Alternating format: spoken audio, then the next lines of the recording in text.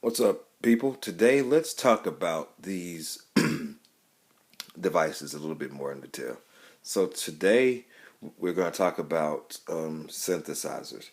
And these are going to be devices that generate their own sound. Well, except for this piano. Um, these are the synthesizers that are generating their sound using an oscillator to synthesize a sound. So, here is Thor. If you open up this to show programmer, it'll show you all the different little knobs and stuff that you can see. So we see in Thor, here is an oscillator. It's the first oscillator. And you can control the keyboard, where it is in the MIDI, what octave it is, the semitone, so if it's going up and down 1.5 tone, or you can tune it, finely. Here's the waveforms you can use: sawtooth wave, a binary wave, a triangle wave, and a what is this called? A sine wave. And you can kind of shape the waveform here. You can add oscillators here. 1, 2, 3 oscillator. And then here's a filter that you can control the drive with. And you can control which mixer balance you want to use, which one's high or low here. Want to use 1, 2, 2, whatever, blah, blah, blah. And you see these arrows that's showing you where the path of the waveform is going. You can control the LFO. You can control that. Now, these waveforms you can change. You can do analog wavetable, phase modulation, FM, whatever.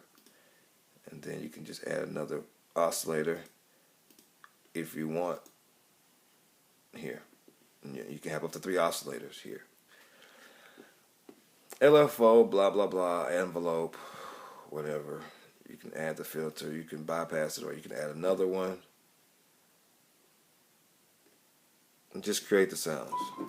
Now here in the modulation matrix, you can set the source of the sound that you want to use. So if you want the source to be, you got thousands of choices. Whichever oscillator you want to go to, you can set the amount. So if you want to go to oscillator 2, that's your source. The amount, you could say 88, destination, filter 1. And now it's going to route that way and create whatever sound you want it to do. Boom. So here's subtractor. Same idea. You got 1, 2 oscillators right here. You can control the noise. Here's the envelope. You can set the parameters for the range if you want to bend at 1 semitone. You can do it there. If you want to set the polyphony, you can set it to 1, so it's going to play 1 note at a time. Blah, blah, blah. Filters, bypass envelopes, you can all see. Maelstrom, same thing. Well, it's a little bit different, but it's pretty much the same thing. The Maelstrom is a grain table synthesizer, which means that it's splitting it up into like shredded pieces, like a shredded cheese, taking the sound, and then it's running it through all these modulators and oscillators and filters and shapers and blah, blah, blah. And then here's the piano. I'm putting this in the same boat because you really can't change the sounds. The waves of this piano are built in, and I don't know what you can do with this too much. They say it's pretty much just for live.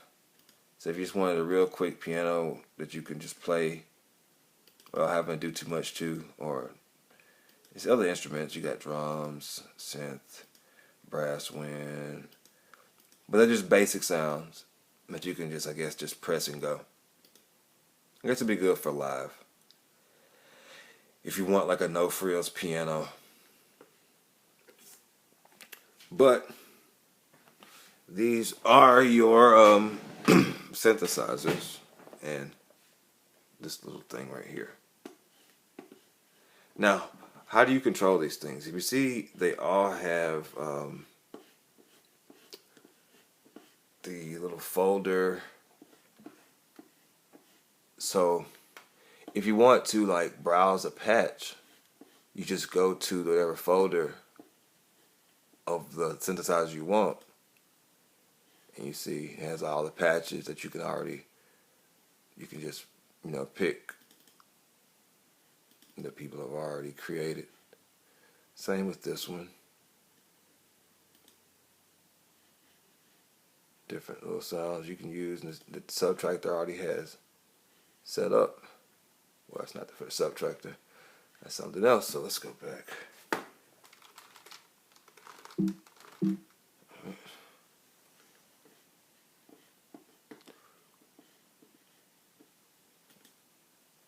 Well, subtractors, I don't know why it's showing these, but if I wanted to find the sounds for a subtractor, I could just go,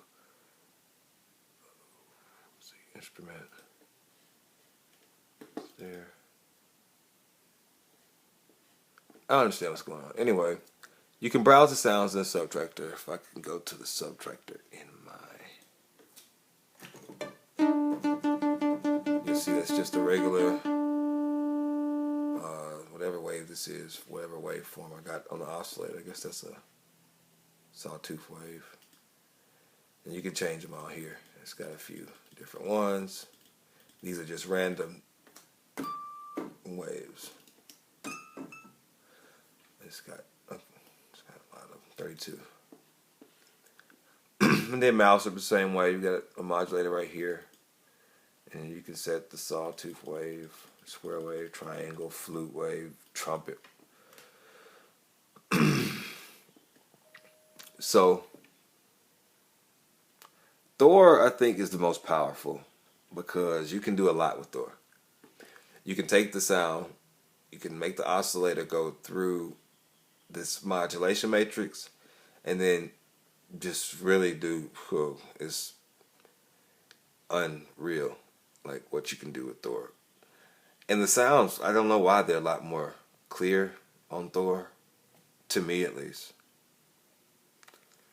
And then Thor also has its own like effects right here, so you can add delay or a chorus already built in. Nobody else has effects, I don't think, built in.